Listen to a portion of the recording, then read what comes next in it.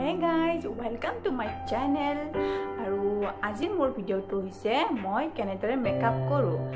তো এটো মেকআপ আপুনি উছৰে পাজৰে বজাৰত গলে বা আলহী খাব গলে এটো কৰিব পাৰে। সো মই আজি আপোনালোকক দেখাম যে মই কেনেদৰে এটা সিম্পল মেকআপ কৰো। তো চাই থাকক। ফাৰ্স্ট কাম হৈছে মেকআপ কৰিবলৈ হলে আমি প্ৰথমতে ফেস ওয়াশ কৰিব লাগিব ভালকে। তো মই অলৰেডি ফেস ওয়াশ কৰি ললো। তো এতিয়া মই লোশন লগাম আৰু মই লোশন ব্যৱহাৰ কৰো এটো কেলছৰ এলোভেৰাৰ হয়। এটো মোৰ ফেসৰ কাৰণে খুবেই ভাল আৰু সুট কৰিছে। তো মই এটো ইউজ কৰো।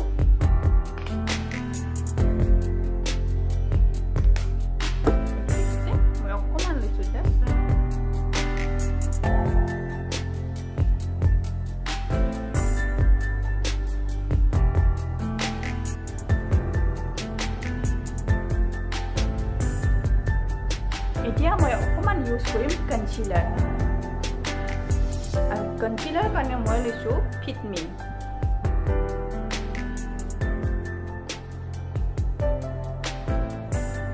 অকমান এইটো এৰিয়া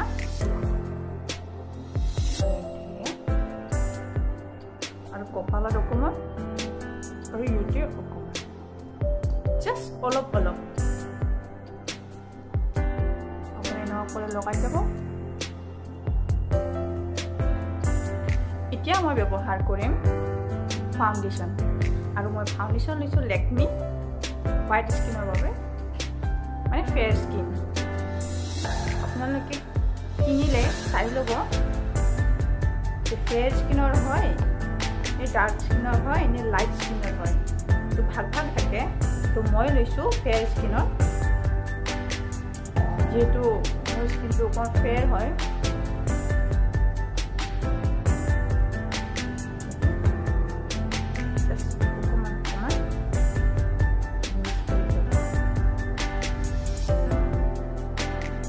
ডিঙিটো লগাব।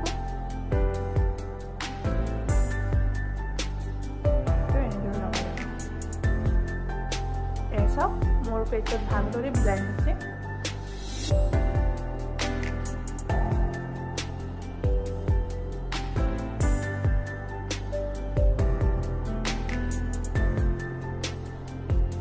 এতিয়া আছে যদি আপুনি পাউডাৰ ইউজ কৰে বা কম্পেক্ট ইউজ কৰে এতিয়া আপুনি জাস্ট অকমান কম্পেক্ট ইউজ কৰিব পাৰে।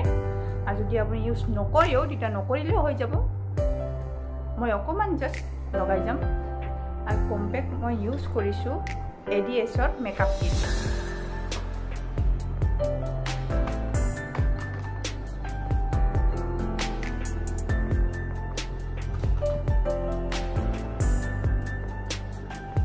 ব্লেন্ডাৰৰ সৈতে অকমান লাইটলি টাচ কৰি যাওঁ।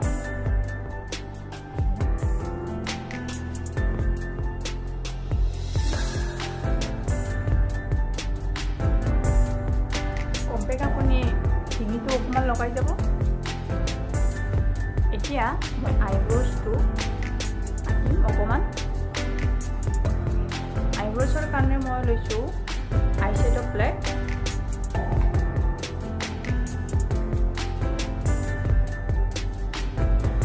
আপুনি এতিয়াও ব্লেক ইউজ নকৰিব। মই অকমান ব্ৰাউন শ্বেডটো ইউজ কৰিম। ব্ৰাউন লাইটলি অকমান এয়া জাষ্ট লাইটলি মই লগাই গৈছো।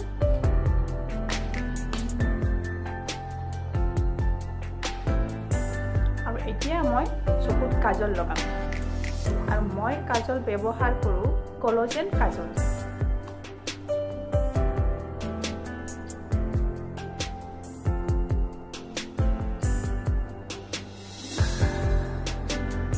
এয়া চকু হৈ গ'ল।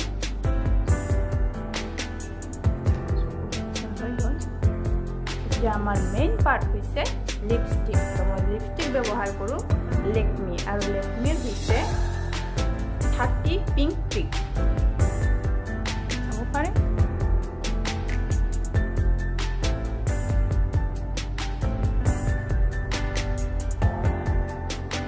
আমাৰ লাষ্ট কাম হৈছে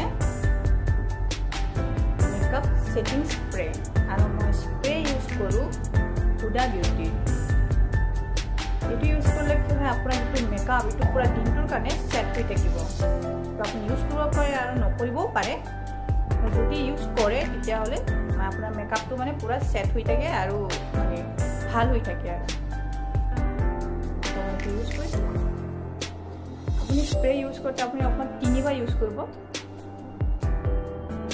চাব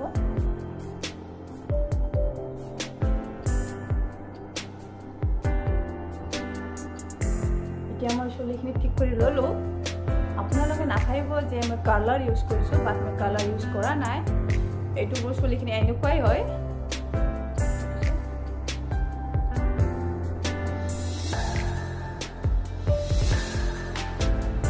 এতিয়া মই ইয়াৰিং লগাম